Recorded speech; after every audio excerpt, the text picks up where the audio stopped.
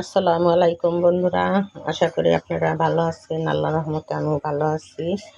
এখন আপনাদের জন্য আমার রেসিপি নিয়ে আসলাম। আজকে দুপুরে এই যে ইলিশ মাছের কাঁটা দিয়ে মিষ্টি কুমড়া দিয়ে চচ্চড়ি করবো, উস্তা ভাজি আর যে পোয়া মাছ ভুনা করবো। আগে আমি উস্তা ভাজাটা বসাই দিই। আগে একটু সর্ষের তেল দিয়ে নিলাম কড়াইতে।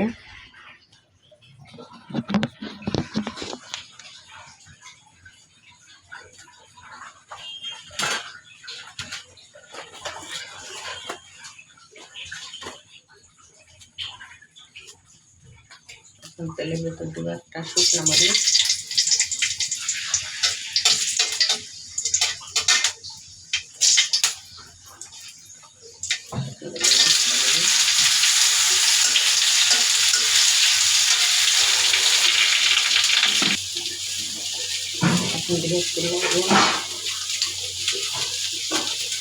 পেঁয়াজ, কাঁচামরিচ।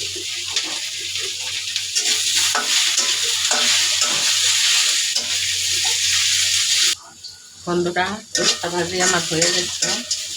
এখন আমি উস্তা ভাজিটা নামিয়ে নিব। এখন আমি পোয়া মাছটা ভুনা করবো। আগে একটু সরিষার তেল দিয়ে নিলাম কড়াইতে।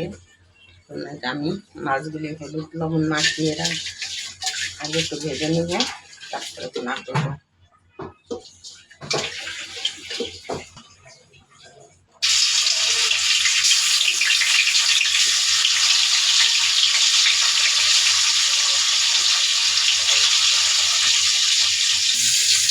বন্ধুরা, মাছগুলো আমার ভালো হয়ে গেছে। এখন আমি মাছগুলি করে তুলে নিচ্ছি।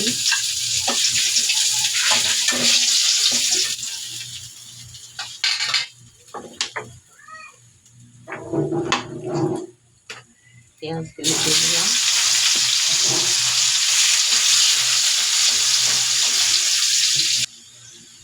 লবণ, আদা বাটা, রসুন বাটা।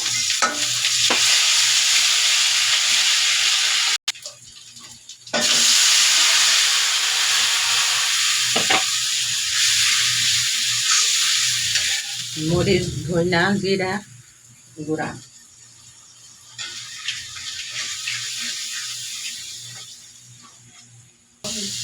বন্ধুরা, এখন আমার মশলাটা কষানো হয়ে গেছে। এখন এই যে একটা টমেটো আর ধনিয়া পাতা,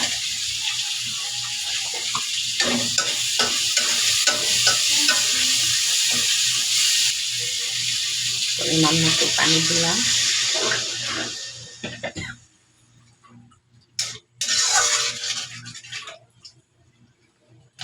এখন আমি মাছগুলি দিয়ে দিলাম।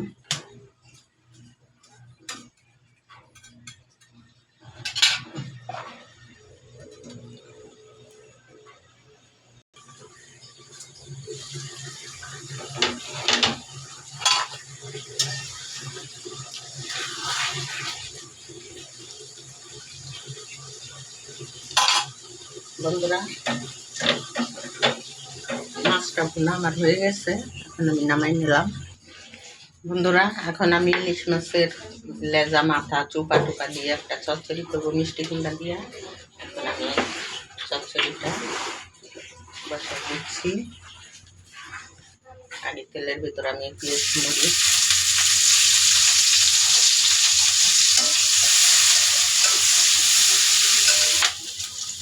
লবণ,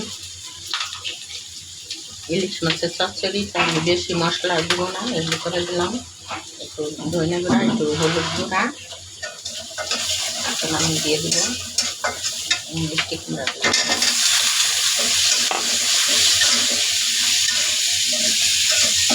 মাখা জাখা করে ভালো করে তারপর আমি পরিমাণ মতো পানি দিয়ে দিব।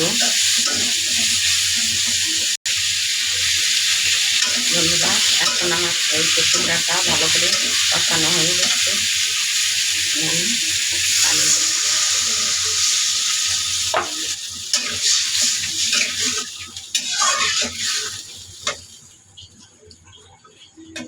এখন আমি এতে মাছের মাথা, লেজ, চোপড়া এসব দিয়ে দিলাম।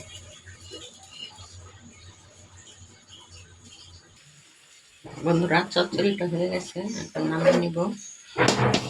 দেখেন কি সুন্দর চচ্চড়িটা। বন্ধুরা, আমার রান্না শেষ। এখন দেখেন, এটা উস্তা ভাজি, এটা পোয়া মাছের ভুনা, আর ওইটা ইলিশ মাছ দিয়ে মিষ্টি কুমড়া দিয়ে চচ্চড়ি। দেখেন আমার রান্না কেমন হয়েছে। যদি আপনাদের ভালো লাগে, এভাবে আপনারা রান্না করে ট্রাই করবেন, দেখবেন কেমন লাগে। তাই আমার ভিডিও দেখে আপনারা আমাকে অনেক অনেক লাইক করবেন।